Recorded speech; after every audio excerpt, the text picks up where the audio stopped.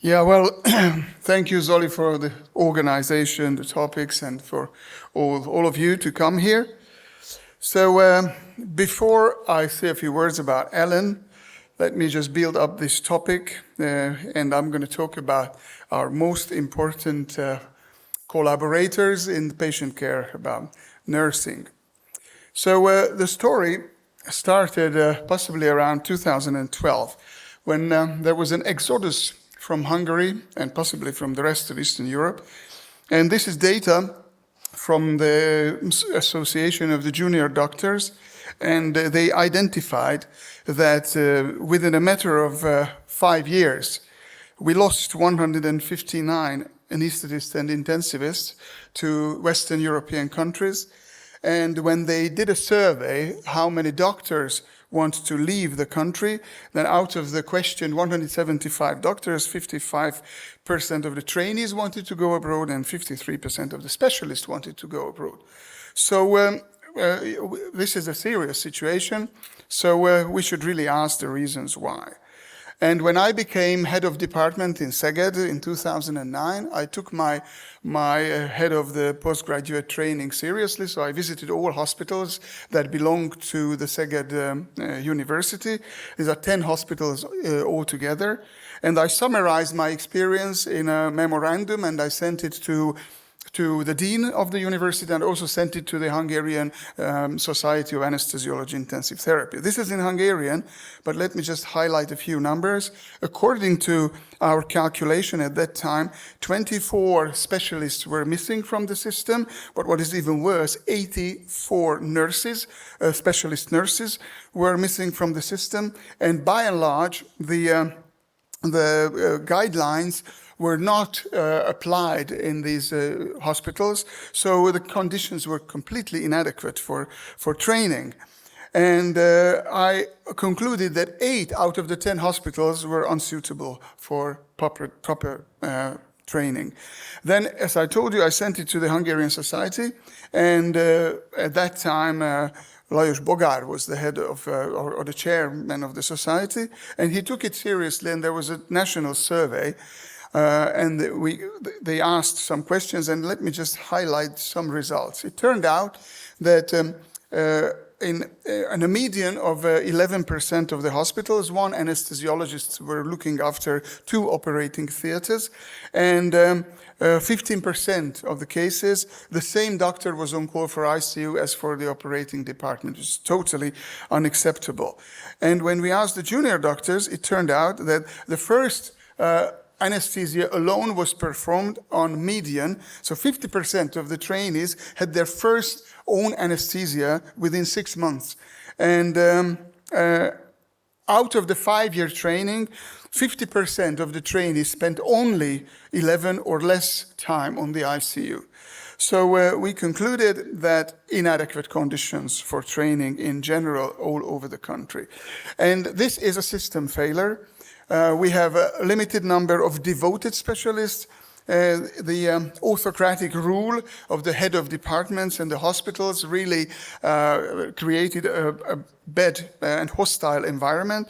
And we felt we were filling gaps of the system with residents rather than train them.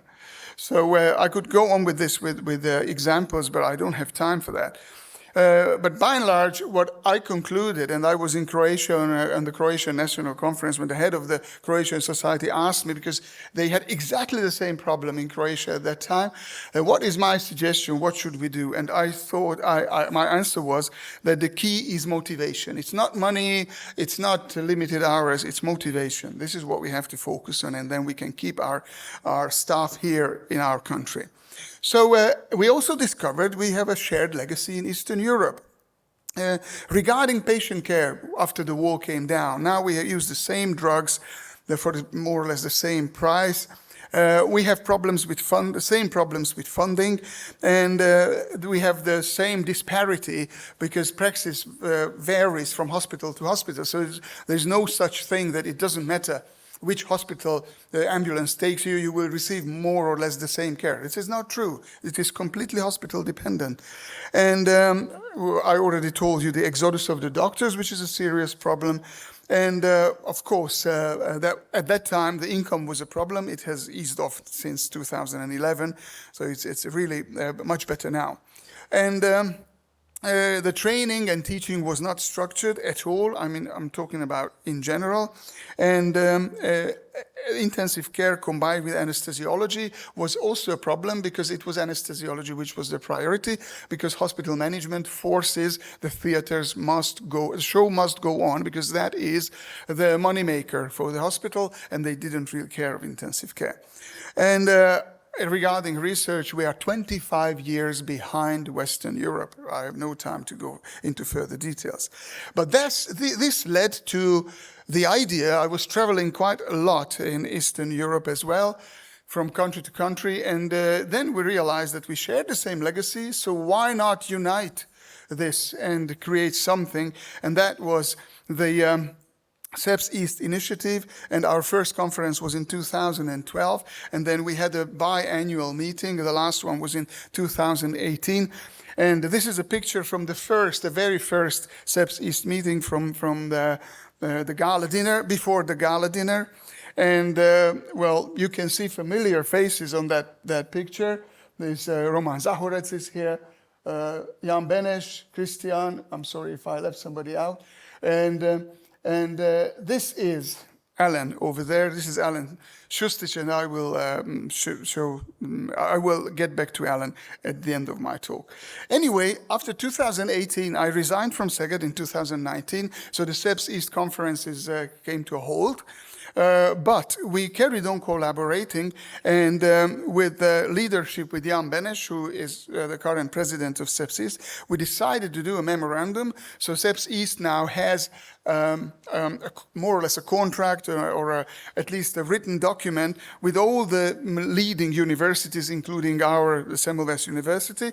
So the deans and us signed this agreement that the university supports our initiatives. So now we have a formal approval from the university bodies in each country that we can proceed with our research activities. But now, so we united Eastern Europe, let's unite with our nurses. Why is it important? Because we can do fantastic things, and we cannot do anything without collaborating the nurses. So I think one of the first things that we can do without spending any money on things is to delete visiting hours. We need our patients' relatives on the ward anytime they want to come in and whenever our patients want them to come in.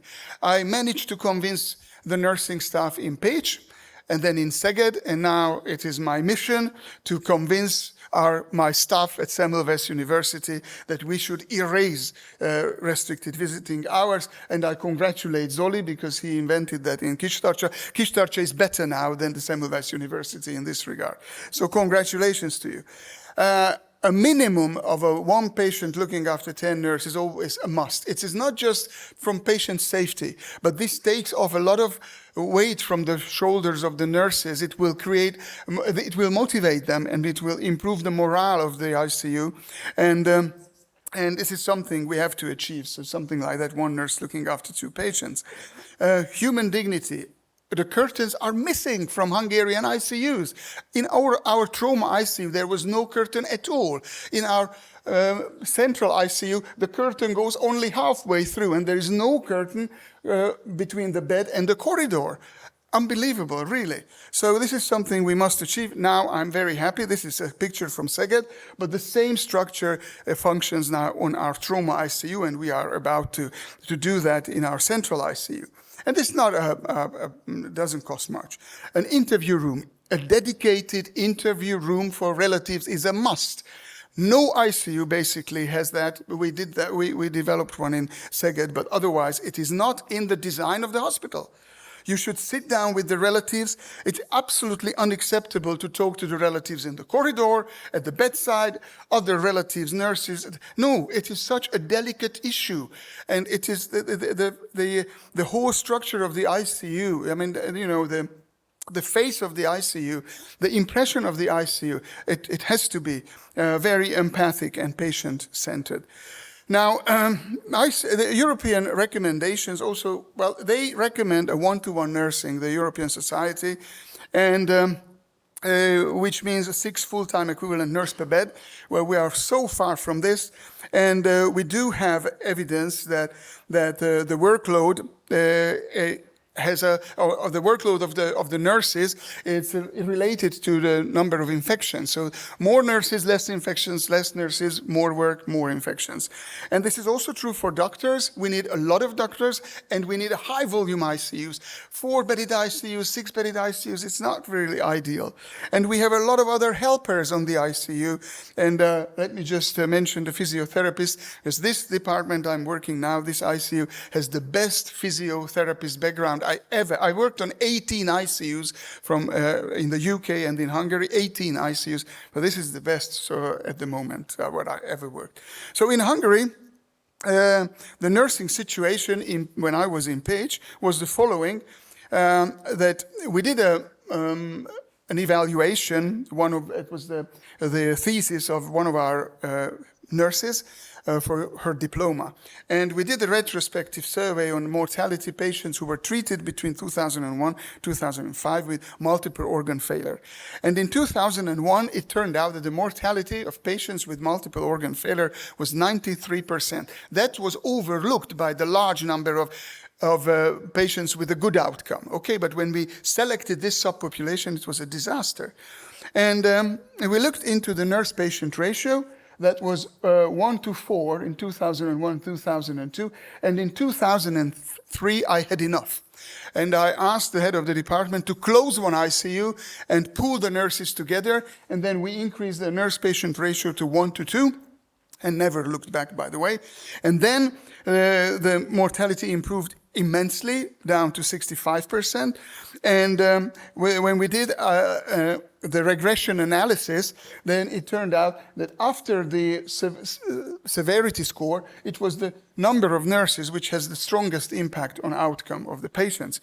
But regardless that we published it, we communicated it, nothing has happened. This situation is still not solved. So at the moment, in our department in Semmelweis University, we have 127 nurses for 30 beds. So this is not very good. And this is not specialist nurses. These are all types of nurses, right? And this is far from the ideal. So there's a lot of work to do. Moral and mood. I told you it's motivation, but it is also the atmosphere of the ICU, which is very important to have the best outcome of patients. Money doesn't help. So now we have increased salaries for 2 years or 3 years, but it only reduces satisfaction, and it only lasts for about a few months. After that, it is not enough. Money is not enough. What you need is a good mood, how Béla Hamvas calls it, serenity. In Hungarian, it is a derű, right? So this is what we need on the ICU, and everybody should feel that his or her work is important. He is a piece in the puzzle, an important piece. You all must feel that. And we are different, so we shouldn't have the same expectations to everyone, because, and I used to say that who has a lot has to give a lot. So the most talented doctors had to give more to the community of the unit than those who are less talented. This is quite normal, and we have to accept that. And when I hear from the residents that they don't get enough, and I said to him, listen, if you feel you don't get enough, give a bit more. And this is it looks like a contradictory statement, but no, if you think about it, this is really true. And we need regular feedbacks. Now, proper audits do not exist in Hungary in critical care. We don't have one single registry and no proper audit. Nobody can tell anything about the performance of the ICU. So, key to good mood is motivation. And motivation depends on the leader. I mean, we cannot disregard the pivotal role of the leader.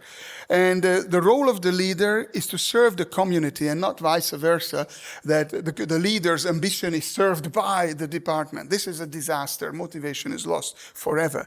It is called dictatorship. And usually the departments work in a hierarchy model in Eastern Europe, which is bad. It's bad. There needs to be order, but we are all partners. And the doctors are not above the nurses and the domestics, and the professors are not above the resident. No, I like a horizontal setup. We work in a team, we work closely, and everybody is needed. If you go now we are here with Christina, but the show goes on. If 2 residents go to a conference, we collapse, right? And we must appreciate that. And this is Jean-Louis Vincent, the number 1, most influential intensivist at the moment globally. And this is a lecture of his, we can strengthen our team. And I entirely agree with his statement that a leader doesn't equal a boss. These are 2 different terminology, and leaders we need, but bosses we don't. So indeed, we need leader of the ICU, and the leader must keep its door open for everybody every time. And now, the future of intensive care, that was a nice paper I do recommend you to read. It's a fantasy, basically. And just one quote from the last sentence, one of the last sentences of the article. My IC room is fantastic, and my family can visit anytime. So this is my dream, and I would like to achieve that. And one last comment about something that we did together with all of you. This is data from Western Europe, COVID times, a multi-center data from 3 countries, mortality on the ICU is 36%, those who are ventilated 42%. And this is our study.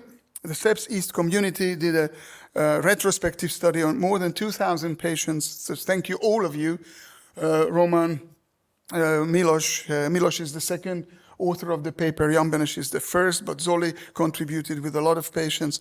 So if you remember the previous data, our mortality is 20% higher, and those who are on ventilation, it is 24% higher. Totally unacceptable. And Zoli did a survey. We asked the authors of the article, what is the reason why our mortality is worse? And it came out that it is the lack of specialist nurses. So, and the lessons have not been learned. And after COVID, there is no national initiatives that we must put a lot of emphasis, money, effort, teaching to get nurses to the ICU to avoid, because there will be another COVID-19. We will call it differently, but there will be. And we are stupid if we disregard this fact. There will be another pandemic, for sure, because there is always a pandemic now and then. And I emphasize this nurse thing because Alan was particularly keen on improving that. And we wanted to do a summer school this September, but it never took place because Ellen died last year, December. Last year, he suddenly and unexpectedly died. And this is just a picture of him. He was the head of department in Rijeka. He was leading the university in several positions, and he was a founder of SEPS East. And so we really lost a good friend and a good fighter, and his mission was really to improve nursing in his country and in Eastern Europe. Well, may he rest in peace, but I'm sure that we will carry on this mission, and we will not rest until we put this proper nursing in place in Eastern Europe. Thank you very much.